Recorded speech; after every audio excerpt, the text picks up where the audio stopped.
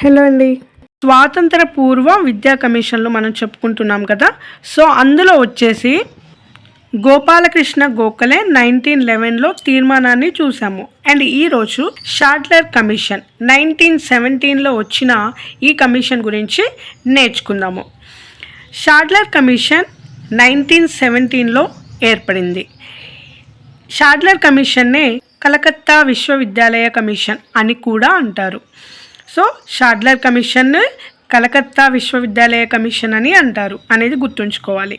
And Calcutta విశ్వవిద్యాలయాలలో సమస్యల పరిష్కారం కోసం సలహాలు సూచనలు చేయవలసిందిగా ఇంగ్లాండ్లోని లీడ్స్ విశ్వవిద్యాలయానికి వైస్ ఛాన్సలర్గా పనిచేస్తున్న మైకేల్ షాడ్లర్ అధ్యక్షతన బ్రిటిష్ గవర్నమెంటు ఈ కమిషన్ని నియమించడం జరిగింది.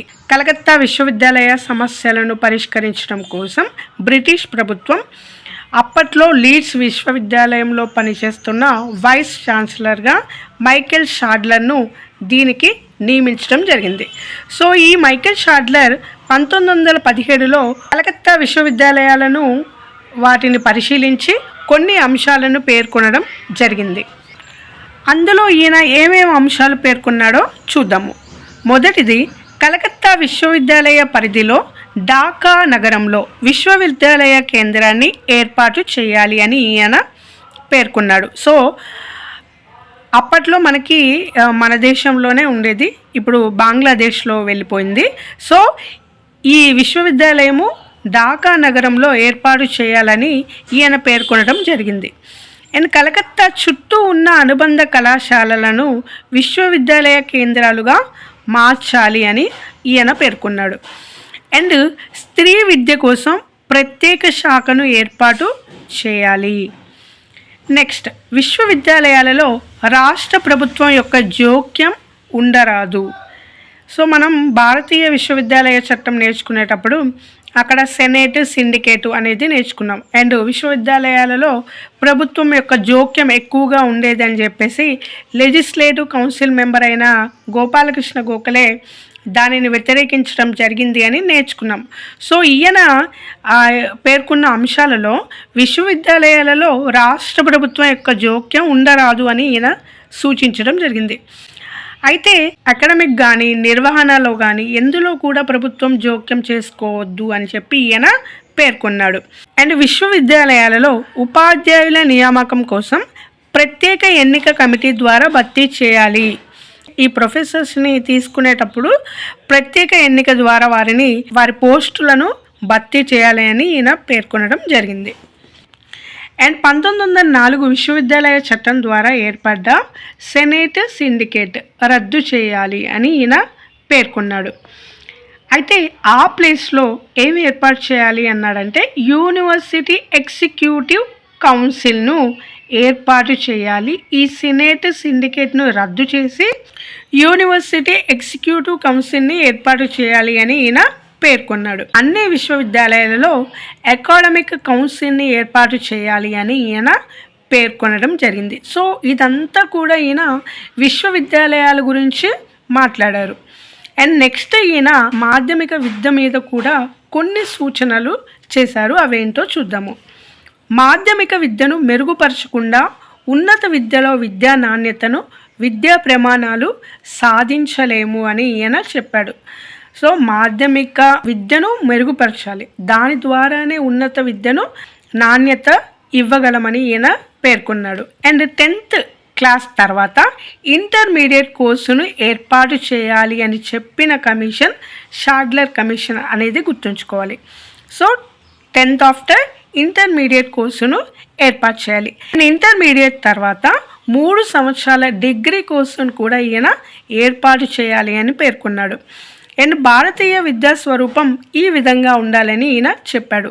10+2+3 10th class after 2 years intermediate and after degree 3 సంవత్సరాలు ఉండాలని ఈయన పేర్కొన్నాడు. అయితే మనకి స్వతంత్ర అనంతరం కొఠారి కమిషన్ పేర్కొన్నాడు అని అందరికీ తెలుసు. 10+2+3 కొఠారి కమిషన్ పేర్కొన్నాడు అని తెలుసు. కానీ ఆయన కంటే ముందే స్వాతంత్ర పూర్వం ఈయన ఈ విద్యా స్వరూపాన్ని పేర్కొనడం జరిగింది అనేది గుర్తుంచుకోవాలి. And next intermediate exam board ఏర్పాటు చేయాలి అని చెప్పాడు. సో ఇవన్నీ కూడా ఇంపార్టెంట్ అండి, గుర్తుంచుకోండి.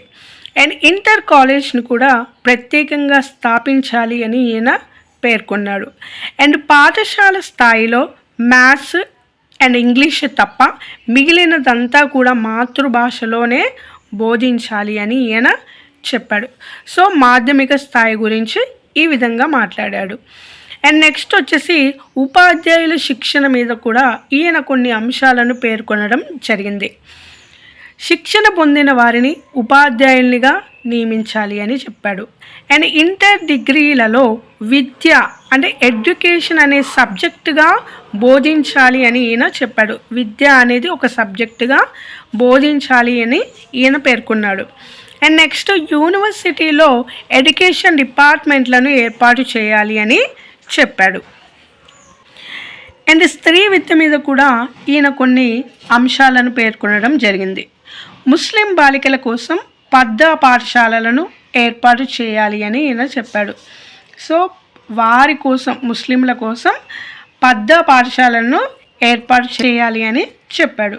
అండ్ బాలికలకు ప్రత్యేక పాఠశాలలు ఏర్పాటు చేయాలి అండ్ ప్రత్యేక సౌకర్యాలు కూడా కల్పించాలి అని ఈయన చెప్పాడు. అండ్ స్త్రీ వైద్య విద్యా సౌకర్యాలు కూడా కల్పించాలి అని చెప్పాడు. స్త్రీలకు వైద్య విద్యా సౌకర్యాలు కల్పించాలని పేర్కొన్నాడు. ఈ అంశాలన్నీ కూడా ఈయన పేర్కొనడం జరిగింది. సో ఈయన నివేదిక సమర్పించిన తర్వాత మన దేశంలో మైసూర్ విశ్వవిద్యాలయం, లక్నో విశ్వవిద్యాలయం, బెనారస్ విశ్వవిద్యాలయాలు ఇలా ఈ విధంగా విశ్వవిద్యాలయాలను ఏర్పాటు చేయడం జరిగింది. అండ్ అలాగే మన దేశంలో అండ్ మన హైదరాబాద్లో 1918లో 7వ నిజాం రాజైన ఉస్మాన్ అలీ ఖాన్ కూడా విశ్వవిద్యాలయాలను, ఉస్మాన్ యూనివర్సిటీ ఉంది కదా, సో దానిని ఏర్పాటు చేయడం జరిగింది. 1918 7వ నిజాం రాజు ఉస్మాన్ అలీ ఖాన్ ఏర్పాటు చేశారు అనేది గుర్తుంచుకోవాలి. మెయిన్గా వచ్చేసి ఈయన లీడ్స్ విశ్వవిద్యాలయ వైస్ ఛాన్సలర్గా పనిచేశాడు. సో ఈయనను ఈ కమిటీకి నియమించడం జరిగింది. ఈ షాడ్లర్ కమిషన్నే కలకత్తా విశ్వవిద్యాలయ కమిషన్ అని అంటారని కూడా గుర్తుంచుకోవాలి. అండ్ ఈయన మెయిన్గా ఇంటర్మీడియట్ ఎగ్జామ్ బోర్డులను ఏర్పాటు చేయాలని సూచించారు. అండ్ 10+2+3 స్వాతంత్ర పూర్వమే ఈయన ఈ విద్యా స్వరూపాన్ని పేర్కొనడం జరిగింది అనేది గుర్తుంచుకోవాలి. ఇంటర్ కాలేజెస్ని ఏర్పాటు చేయమని చెప్పాడు. అండ్ పాఠశాల స్థాయిలో మ్యాథ్స్, ఇంగ్లీష్ తప్ప మిగిలినదంతా కూడా మాతృభాషలో బోధించాలని చెప్పాడు. అండ్ కొఠారి కమిషన్ వచ్చేసరికి అతను సైన్స్, మ్యాథ్స్ కంపల్సరీగా 1 to 10th ఆయన ఇంప్లిమెంట్ చేయాలని పేర్కొన్నాడు. మనకి షాడ్లర్ వచ్చేసరికి మ్యాథ్స్, ఇంగ్లీష్ ఇవి తప్ప మిగిలిన మొత్తం కూడా మాతృభాషలో బోధించాలి అని ఆయన పేర్కొన్నాడు. ఇంటర్ డిగ్రీలలో విద్యను ఒక సబ్జెక్టుగా ఉండాలని పేర్కొనడం జరిగింది. ఇవన్నీ కూడా మనం ఒక సీక్వెన్స్లో చదువుకుంటే మనకి కొంతవరకైనా మనం గుర్తుంచుకోగలం. ఈ వీడియో కనుక మీకు నచ్చినట్లయితే లైక్ అండ్ సబ్స్క్రైబ్ కూడా చేసుకోగలరు. Thanks for watching.